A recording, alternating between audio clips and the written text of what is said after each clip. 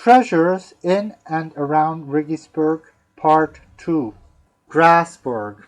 Built 800 years ago on a sandstone outcrop on the Sensee River near Schwarzenberg, the castle served as a private residence of the Grasberg family for 200 years. The family sold it to Bern and Freiburg, which used it as administrative offices for the next 150 years. Because of the high costs of restoration needed for maintenance, it was abandoned and allowed to go to ruin. Schwarzenberg used materials from it for building the city for the next 250 years. For the last 200 years, it has served as a tourist attraction.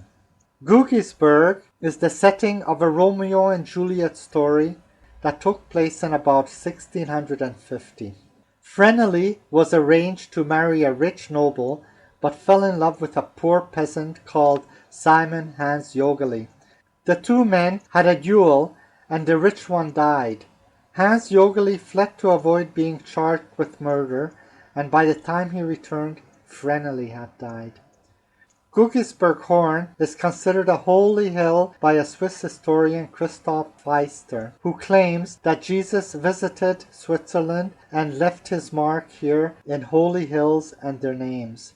It is composed of a huge conglomerate boulder sticking 170 meters above the ground. A wooden stairway leads to the peak, offering a 360-degree panorama view of the area. Nearby, at Hirschmatt, is a house built to look like the houses the Helvetians, a Celtic tribe from the east who populated Switzerland starting about 500 BC, lived in. The Celts left traces of their language as one of the 4 official languages of Switzerland, called Romanisch, a mixture of Celtic and Latin spoken in the southeastern part of Switzerland. Near Hinterfultingen, on the Sensee River, are remains of what is considered a Druid Temple. Druids were Celtic priests who believed in reincarnation. Riggisberg has a few buildings that are more than 200 years old. Riggisberg Castle was built over 300 years ago. It is presently the administrative office for the handicapped home, which serves 260 mentally handicapped adults accommodated in the buildings surrounding it. The old grain storage house near the secondary school is about 250 years old. The Sonne restaurant, recently renovated, is about 200 years old. It was a hotel that served the military officers from Thun, and before that, 150 years ago, it served as a stopover for the tourists going to the Gornego Bad Hotel and its hot mineral baths in the Gantrisch Hills nearby. Tourists from all over the world were driven up from Bern by coaches pulled by a team of 5 horses.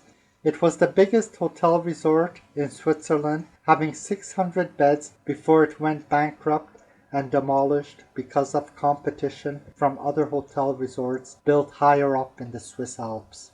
The 900-year-old castle in Rümlingen nearby served as the home for the well-known Madame de Moron, born in 1882 and died in 1980.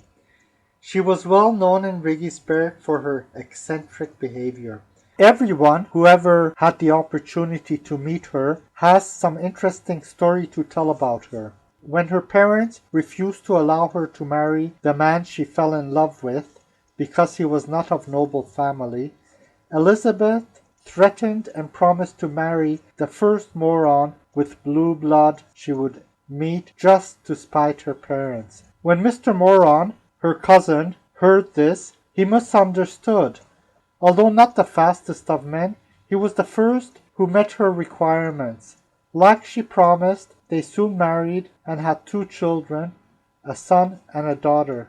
She hired a young chauffeur from Italy who stayed with her as her driver her entire life.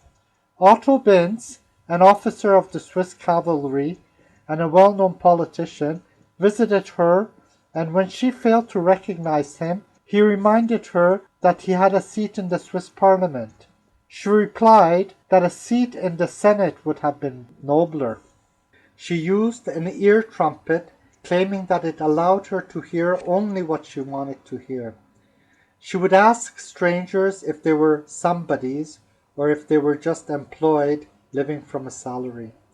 Whenever she found someone sitting in her reserved place in the church she occasionally attended, she would ask them to leave, claiming that people were only equals with everyone only up in heaven after they die. She locked a woman up in her coach house for 2 days, claiming that the woman was a thief. When authorities told her that she could not do that, she produced a document from the Middle Ages that authorized owners of castles to administer justice on their own without having to go through courts of law. The Abeg Residence is only 50 years old, but it was built in the style of an 18th century building. Mr. Abeg was childless, and his residence was turned over to a foundation after his death.